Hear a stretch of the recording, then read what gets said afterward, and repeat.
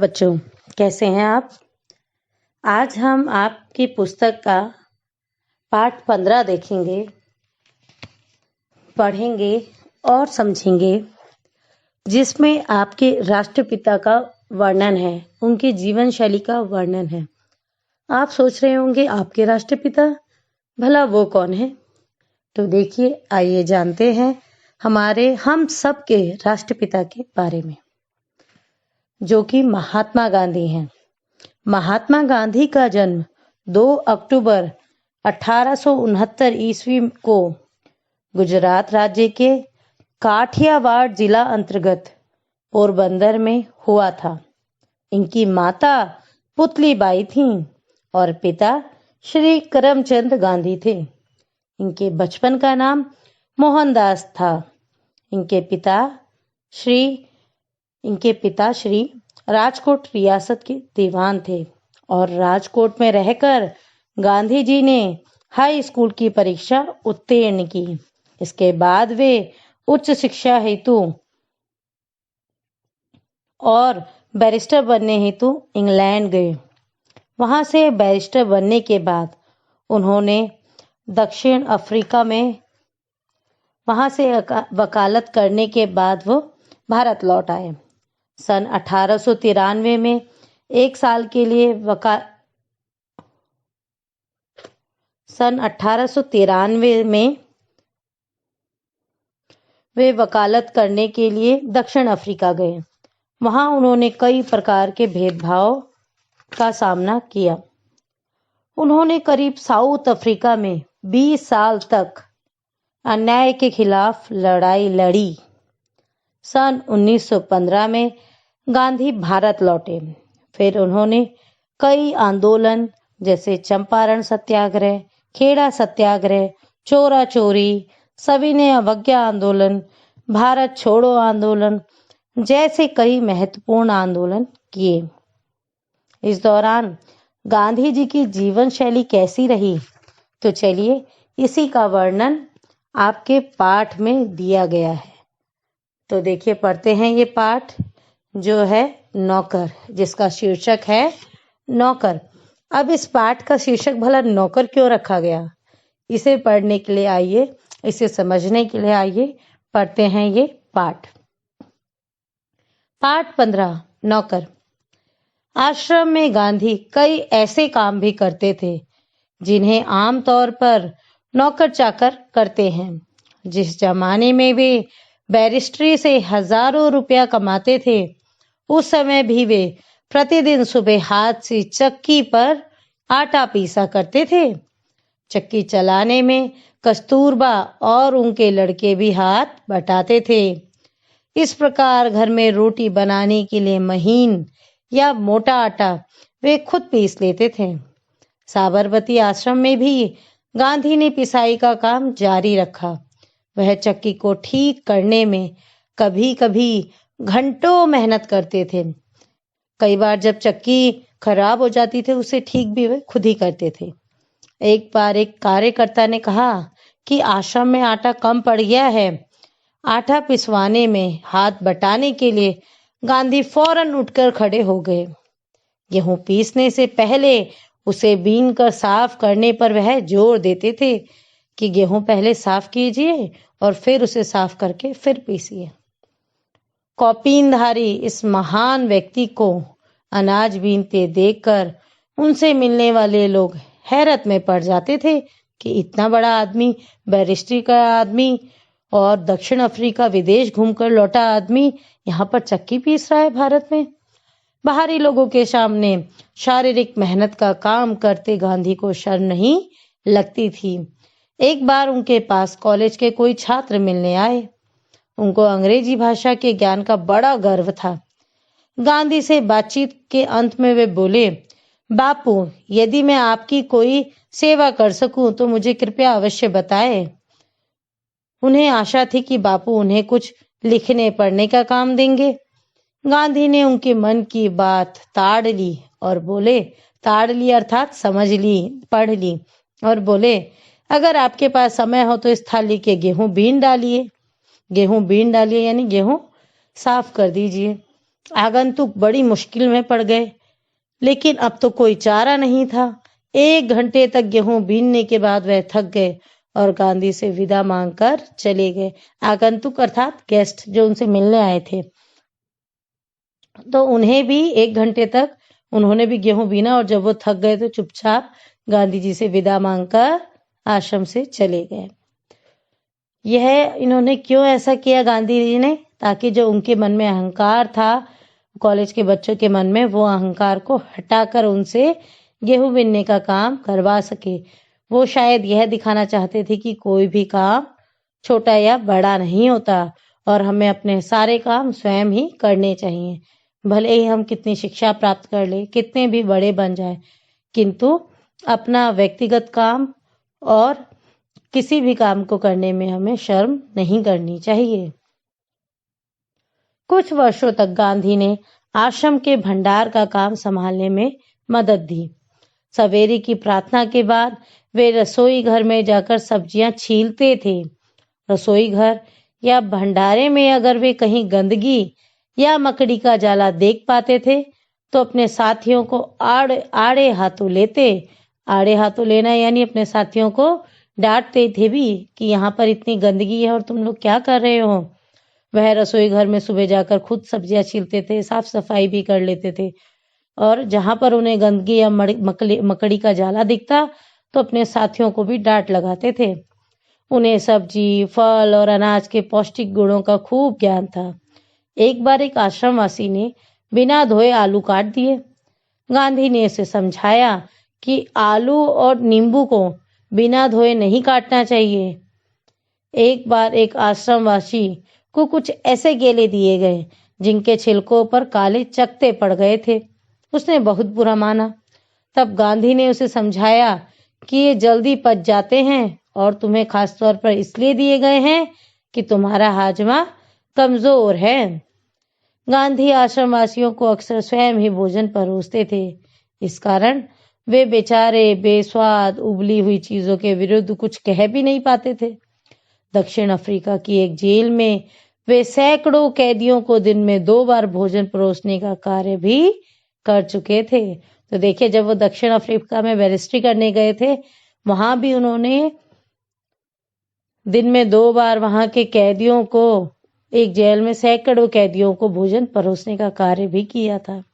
देखिए, बैरिस्टर होके वो कैदियों को भोजन परोसने का काम भी करते थे, यानी उन्हें सबको खिलाना बड़ा अच्छा लगता था और उन्हें दूसरों की सेवा करने में भी मजा आता था और वह किसी भी काम को छोटा नहीं समझते थे। अब देखिए, आगे पढ़ते हैं। आश्रम का एक नियम यह था कि सब लोग अपने बर्तन खुद साफ करें।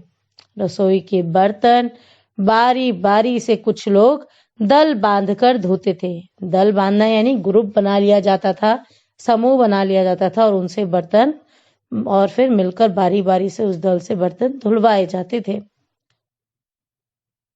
एक दिन गांधी ने बड़े बड़े पतीलों को खुद साफ करने का काम अपने ऊपर लिया। इन पतीलों की पेंदी में खूब कालिख लगी थी। राख भरे हाथों से वह एक पतीले को खूब जोर जोर से रगड़ने में लगे हुए थे कि तभी कस्तूरबा वहां आ गई। उन्होंने पतीले को पकड़ लिया और बोली, यह काम आपका नहीं है, इसे करने को और बहुत से लोग हैं। गांधी को लगा कि उनकी बात मान लेने में ही बुद्धिमानी है और वे चुपचाप कस्तूरबा को उन बर्तनों की सफाई सौंपकर चले गए। और बर्तन एकदम चमकते ना हो तब तक गांधी को संतोष नहीं होता था। एक बार जेल में उनको जो मददगार दिया गया था, उसके काम से संतुष्ट होकर उन्होंने बताया था कि वे खुद कैसे लोहे के बर्तनों को भी मांजकर चांदी सा चमका सकते थे। तो देखिए, वे बर्तन धोने में बड़े कुशल थे। उनको जब तक सफाई साफ सुथरे बर्तन चमकते ना हो चांदी से, उनको मजा नहीं आता था, उनको संतुष्टि नहीं होती थी जब तक वे बर्तनों को चांदी सा चमका नहीं देते थे। जब आश्रम का निर्माण हो रहा था, उस समय वहां आने वाले कुछ मेहमानों को तंबुओं में सोना पड़ता था। एक नवागत को पता नहीं था कि अपना बिस्तर कहाँ रखना है। लौटते समय उसने देखा कि गांधी खुद उसका बिस्तर कंधे पर उठाए रखने चले जा रहे हैं। तो देखिए, एक बार मेहमान आए, तो वहां पर कुछ मेहमानों को तंबुओं में सोना पड़ता था, क्योंकि उस समय आश्रम का निर्माण हो रहा था। और एक जब नवागत यानी नए नए आए हुए मेहमान को जब पता नहीं था कि उसे अपना बिस्तर कहाँ रखना है, तो उसने बिस्तर को लपेट कर रख दिया और यह पता लगाने गया कि उसे बिस्तर कहाँ रखना है। और जब वो वापस लौट कर आया तो उसने देखा गांधी जी उसके बिस्तर को खुद उठाए लिए चले जा रहे हैं। आश्रम के लिए बाहर बने कुएं से पानी खींचने का काम भी वे रोज करते थे। एक दिन गांधी कुछ अस्वस्थ थे और चक्की पर आटा पीसने के काम में हिस्सा बटा चुके थे। उनके एक साथी ने उन्हें थकावट से बचने के लिए अन्य आश्रमवासियों की सहायता से सभी छोटे बड़े बर्तनों में पानी भर डाला। गांधी को यह बात पसंद नहीं आई, मन में कुछ ठेस भी लगी। उन्होंने बच्चों के नहाने का एक टब उठा लिया और कुएं से उसमें पानी भरकर टब को सिर पर उठाकर आश्रम ले आए। बेचारे कार्यकर्ता को बहुत पछतावा हुआ। शरीर से जब तक बिल्कुल लाचारी न हो तब तक गांधी को यह बात बिल्कुल पसंद नहीं थी कि महात्मा या बूढ़े होने के कारण उनको अपने हिस्से का दैनिक शारीरिक श्रम न करना पड़े। उनमें हर प्रकार का काम करने की अद्भुत क्षमता और शक्ति थी। वह थकान का नाम भी नहीं जानते थे। दक्षिण अफ्रीका में बोअर युद्ध के दौरान उन्होंने घायलों को स्ट्रेचर पर लाद कर एक एक दिन में 25-25 मील तक ढोया था। वह मीलों पैदल चल सकते थे। दक्षिण अफ्रीका में जब वे टॉलस्टॉय बाड़ी में रहते थे, तब पास के शहर में कोई काम होने पर दिन में अक्सर 42 मील तक पैदल चलते थे। इसके लिए वे घर में बना कुछ नाश्ता साथ लेकर सुबह 2 बजे ही निकल पड़ते थे। शहर में खरीदारी करते और शाम होते होते वापस फार्म पर लौट आते थे। उनके अन्य साथी भी उनके इस उदाहरण का खुशी खुशी अनुकरण करते थे। एक बार किसी तालाब की भराई का काम चल रहा था, जिसमें गांधी के साथी लगे हुए थे। एक सुबह काम खत्म करके वे लोग फावड़े, कुदाल और टोकरियां लिए जब वापस लौटे तो देखते हैं कि गांधी ने उनके लिए तस्तरियों में नाश्ते के लिए फल आदि तैयार करके रखे थे। एक साथी ने पूछा, आपने हम लोगों के लिए यह सब कष्ट क्यों किया? क्या यह उचित है कि हम आपसे सेवा कराएं? गांधी ने मुस्कुराकर उत्तर दिया, क्यों नहीं, मैं जानता था कि तुम लोग थके मांदे लौटोगे। तुम्हारा नाश्ता तैयार करने के लिए मेरे पास खाली समय था। दक्षिण अफ्रीका में रहने वाले भारतीयों के जाने माने नेता के रूप में गांधी भारतीय प्रवासियों की मांगों को ब्रिटिश सरकार के सामने रखने के लिए एक बार लंदन गए। वहां उन्हें भारतीय छात्रों ने एक शाकाहारी भोज में निमंत्रित किया। छात्रों ने इस अवसर के लिए स्वयं ही शाकाहारी भोजन तैयार करने का निश्चय किया था। तीसरे पहर 2 बजे एक दुबला पतला छरहरा आदमी आकर उनमें शामिल हो गया और तस्तरियां धोने, सब्जी साफ करने और अन्य छुटपुट काम करने में उनकी मदद करने लगा। बाद में छात्रों का नेता वहां आया तो क्या देखता है कि वह दुबला पतला आदमी और कोई नहीं, उस शाम को भोज में निमंत्रित उनके सम्मानित अतिथि गांधी थे। गांधी दूसरों से काम लेने में बहुत सख्त थे, लेकिन अपने लिए दूसरों से काम कराना उन्हें नापसंद था। एक बार एक राजनीतिक सम्मेलन से गांधी जब अपने डेरे पर लौटे तो रात हो गई थी। सोने से पहले वे अपने कमरे का फर्श बुहार रहे थे। उस समय रात के 10 बजे थे। एक कार्यकर्ता ने दौड़कर गांधी के हाथ से बुहारी ले ली। जब गांधी गांव का दौरा कर रहे होते, उस समय रात को यदि लिखते समय लालटेन का तेल खत्म हो जाता तो वे चंद्रमा की रोशनी में ही पत्र पूरा कर लेना ज्यादा पसंद करते थे, लेकिन सोते हुए अपने किसी थके हुए साथी को नहीं जगाते थे। नौवा खाली पद यात्रा के समय गांधी ने अपने शिविर में केवल 2 आदमियों को ही रहने की अनुमति दी। इन दोनों को यह नहीं मालूम था कि खाकरा कैसे बनाया जाता है। इस पर गांधी स्वयं रसोई में जा बैठे और निपुण रसोइये की तरह उन्होंने खाकरा बनाने की विधि बताई। उस समय गांधी की अवस्था 78 वर्ष की थी। गांधी को बच्चों से बहुत प्रेम था। अपने बच्चों के जन्म के 2 माह बाद उन्होंने कभी किसी दाई को बच्चे की देखभाल के लिए नहीं रखा। वे मानते थे कि बच्चे के विकास के लिए माँ बाप का प्यार और उनकी देखभाल अनिवार्य है। वे माँ की तरह बच्चों की देखभाल कर सकते थे, खिला पिला और बहला सकते थे। एक बार दक्षिण अफ्रीका में जेल से छूटने के बाद घर लौटने पर उन्होंने देखा कि उनके मित्र की पत्नी श्रीमती पोलक बहुत ही दुबली और कमजोर हो गई है। उनका बच्चा उनका दूध पीना छोड़ता नहीं था और वह उसका दूध छुड़ाने की कोशिश कर रही थी। बच्चा उन्हें चैन नहीं लेने देता था और रो रो कर उन्हें जगाए रखता था। गांधी जिस दिन लौटे उसी रात से उन्होंने बच्चे की देखभाल का काम अपने हाथों में ले लिया। सारे दिन बड़ी मेहनत करने, सभाओं में भाषण देने के बाद 4 मील पैदल चलकर गांधी कभी कभी रात को 1 बजे घर पहुंचते थे और बच्चे को श्रीमती पोलक के बिस्तर पर से उठाकर अपने बिस्तर पर लिटा लेते थे। वह चारपाई के पास एक बर्तन में पानी भरकर रख लेते ताकि यदि बच्चे को प्यास लगे तो उसे पिला दे, लेकिन इसकी जरूरत ही नहीं पड़ती थी।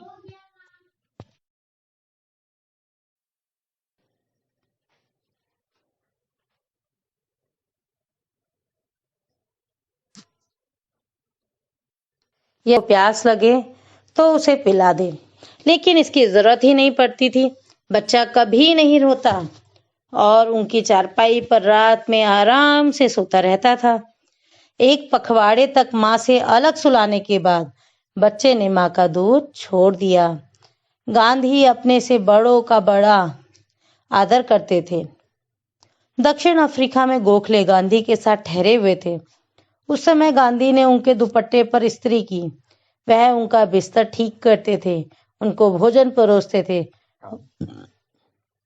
और उनके पैर दबाने को भी तैयार रहते थे। गोखले बहुत मना करते थे, लेकिन गांधी नहीं मानते थे। महात्मा कहलाने से बहुत पहले एक बार दक्षिण अफ्रीका से भारत आने पर गांधी कांग्रेस के अधिवेशन में गए।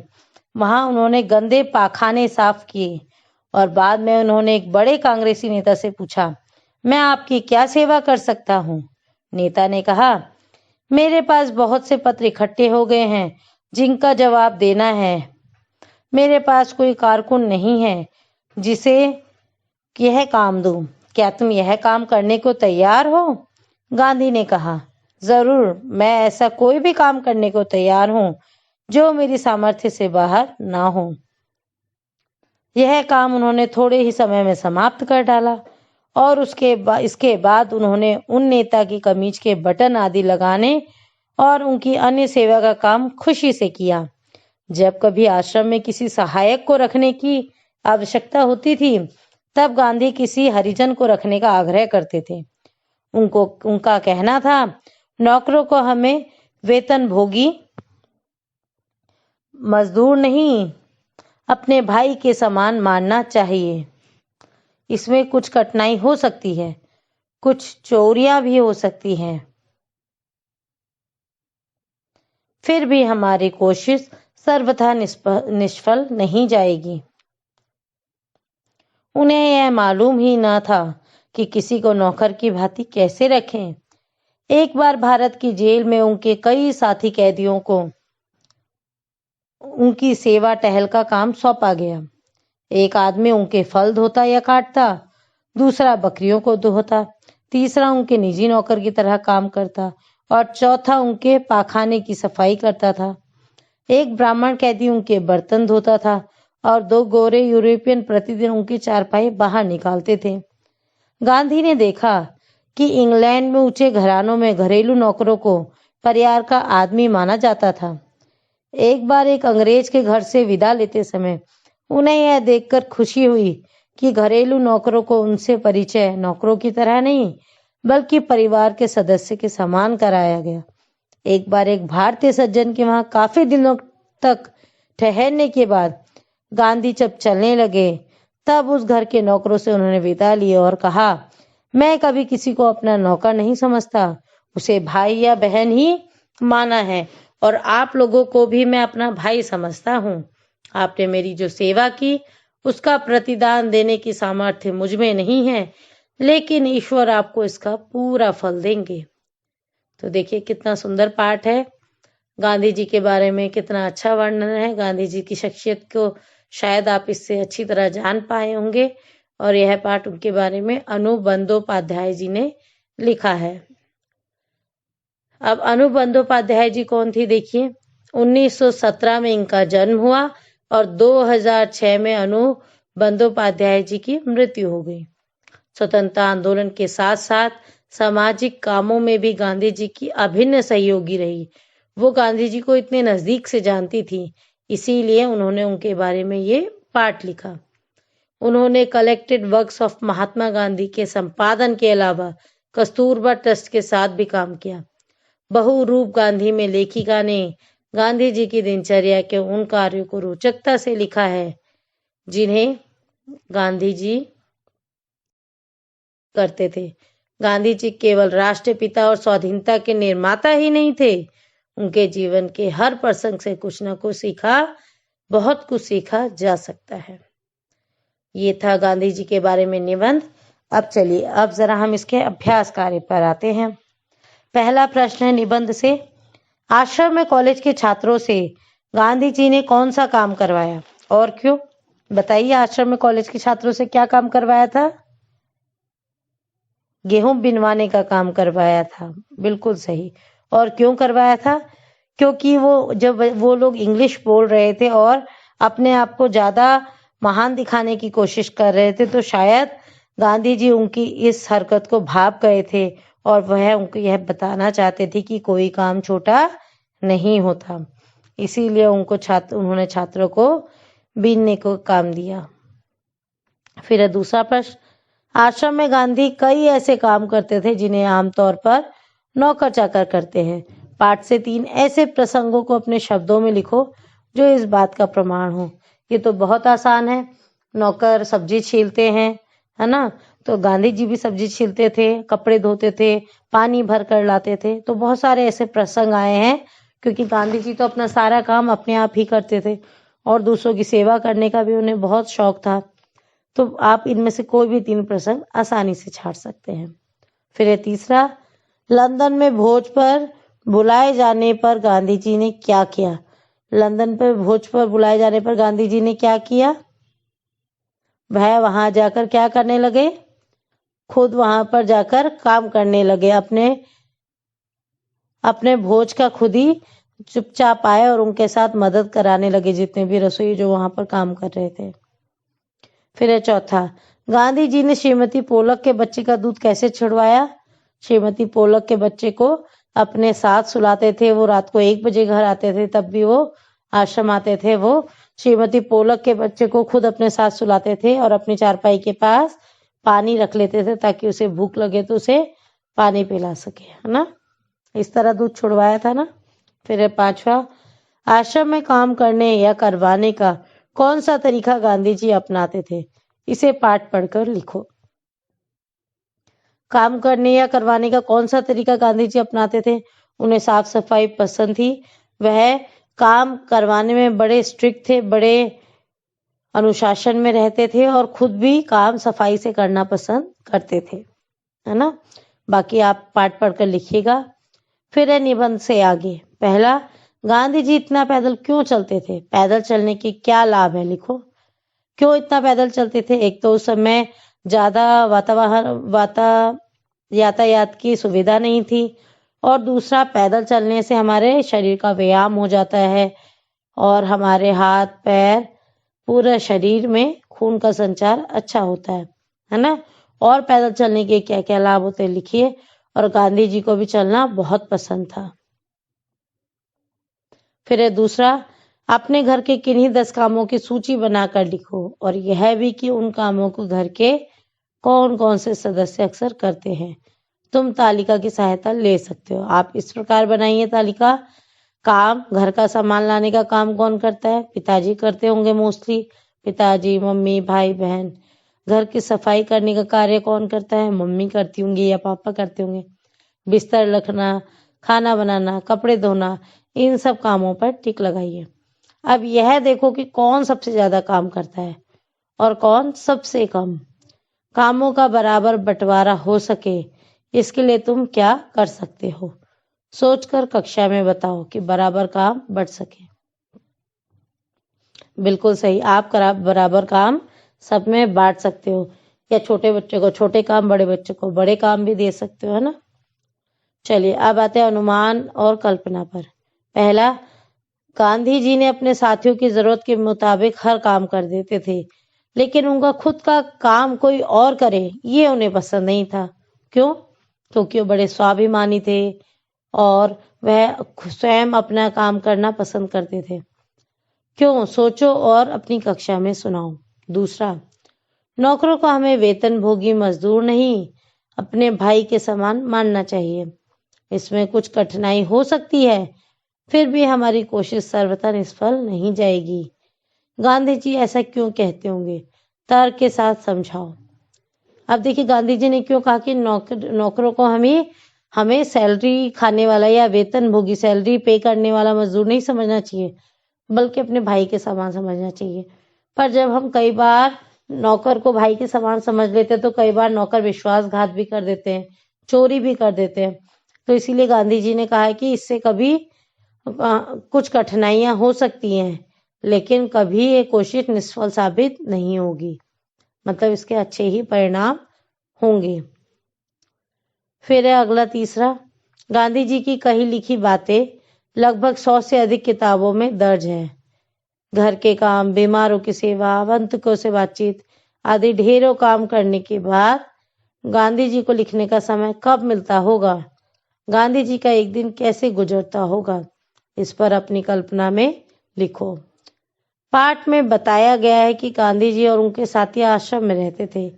घर और स्कूल के छात्रावास से गांधी जी का आश्रम किस तरह अलग था? कुछ वाक्यों में लिखिए। फिर है पांचवा, ऐसे कामों की सूची बनाओ जिन्हें तुम हर रोज खुद कर सकते हो। फिर देखिए भाषा की बात। पहला, पिसाई संज्ञा है। पीसना शब्द से ना निकाल देने पर पीस धातु रह जाती है। पीस धातु में आई प्रत्यय जोड़ने पर पिसाई शब्द बनता है। किसी किसी क्रिया में प्रत्यय जोड़कर उसे संज्ञा बनाने के बाद उसके रूप में बदलाव आ जाता है, जैसे ढोना से ढुलाई, बोना से बुआई। मूल शब्द के अंत में जुड़कर नए शब्द बनाने वाले शब्दांश को प्रत्यय कहते हैं, जैसे ढोना से ढुलाई हुआ, बोना से बुआई हुआ, रोपाई से। अब आपको क्रिया बतानी है। रोपाई संज्ञा है, किससे बना है? रोपना। सिंचाई, सींचना। कताई, काटना। कटाई, कटान, कटाना। सिलाई, सिलना या सिलाना। रंगाई, रंगाना। फिर देखिए ख प्रश्न, हर काम धंधे के क्षेत्र की अपनी कुछ अलग भाषा और शब्द भंडार भी होते हैं। पिछले पृष्ठ पर लिखे शब्दों का शब्द दो अलग अलग कामों से है। पहचानने पर दिए गए शब्दों के संबंध किन किन कामों से है? ठीक है। फिर है दूसरे का काम। तुमने कपड़ों को सिलते हुए देखा होगा। नीचे इस काम से जुड़े कुछ शब्द दिए गए हैं। आसपास के बड़ों या दर्जी के इन शब्दों के बारे में पूछने पर पूछो और इन शब्दों को कुछ वाक्य में समझाओ। आप अपने आसपास कोई टेलर हो, उससे पूछिए तुरपाई क्या होती है, बखिया क्या होती है, कच्चा बखिया क्या होता है, कच्ची सिलाई क्या होती है, चोर सिलाई क्या होती है। फिर रखा, नीचे लिखे गए शब्द पाठ में से लिए गए हैं, इन्हें पाठ में खोजकर बताओ कि स्त्रीलिंग है या पुल्लिंग। कालिख, भराई, चक्की, रोशनी, सेवा, पतीला। अब आपको बताने हैं ये स्त्रीलिंग शब्द है या पुल्लिंग। फिर है आबिद की चुटकी। पापा, टेलीफोन के ये तार इतने ऊंचे क्यों लगाए गए हैं? आबिद कहता है अपने पापा से, इतना भी नहीं जानते, उसके पापा बोल रहे हैं। फिर बच्चा कहता है, दो लोग